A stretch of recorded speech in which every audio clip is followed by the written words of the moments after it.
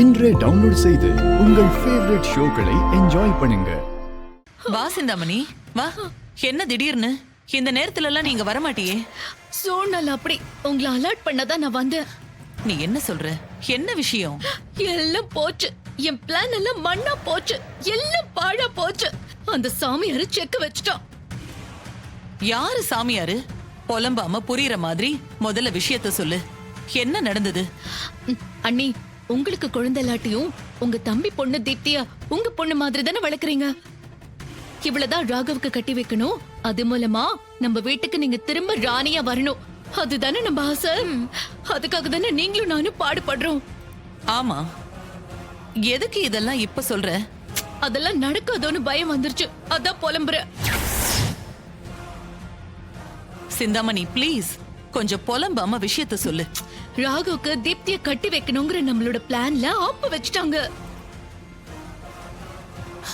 என்ன சொல்ற? விவரமா சொல்லு.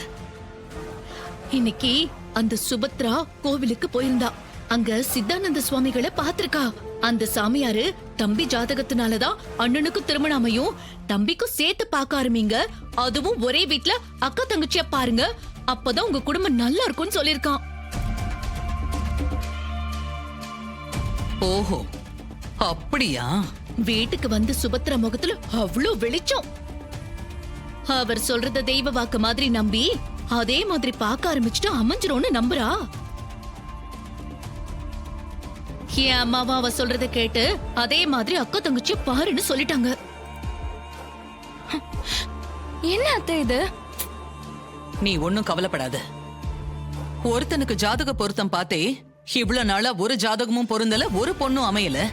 அப்படி இருக்கும்போது ரெண்டு பேருக்குமே ஒரே வீட்ல அக்கா தங்கச்சியா பரிபூரண ஜாதக பொருத்தம்லாம் அமையவே அமையாது. யாரோ ஒரு சாமியார் எதையோ சொல்லியிருக்காரு, அவ தேடிக்கிட்டே இருக்கட்டும். அவ ரெண்டு பசங்களுக்கும் தேடி தேடி பொருத்தமே அமையாம பொண்ணே கிடைக்காம அலையட்டும். அப்பதான் நமக்கு ஈஸியா இருக்கும். எனக்கும் அதெல்லாம் சாத்தியம் இல்லைன்னு ஸ்ட்ராங்கா நம்பிக்கை இருக்க நீ. ஆனா சுபத்ரா நம்புறாளே, ரொம்ப சந்தோஷமா நாளைக்கு வீட்ல கோலு ஃபங்க்ஷனுக்கு ஏற்பாடு பண்ணிருக்கா. நாளைக்கு புரோக்கரை கூப்பிட்டு ஜாதகத்தை கொடுத்து பொண்ணு பாக்குற ப்ராசஸ் ஆரம்பிக்க போறாளாம். அந்த சாமியாரை பார்த்துட்டு வந்ததுல இருந்து எவ்வளவு சந்தோஷமா இருக்கா தெரியுமா? எனக்கு பயமா இருக்கு நீ. என் ஆசையெல்லாம் தீப்தி அந்த வீட்டுக்கு மருமகளா வரணும், நீங்க இந்த வீட்டோட பவரை கையில எடுக்கணுங்கிறதுதான். இததான் என் வீட்டுக்காரர் துபாயில இருந்து சொல்லிட்டே இருக்காரு. தீப்தி தான் அந்த வீட்டு மருமக, அதுல எந்த மாற்றமும் இல்ல. அண்ணி, இதெல்லாம் எப்ப நடக்க போகுது?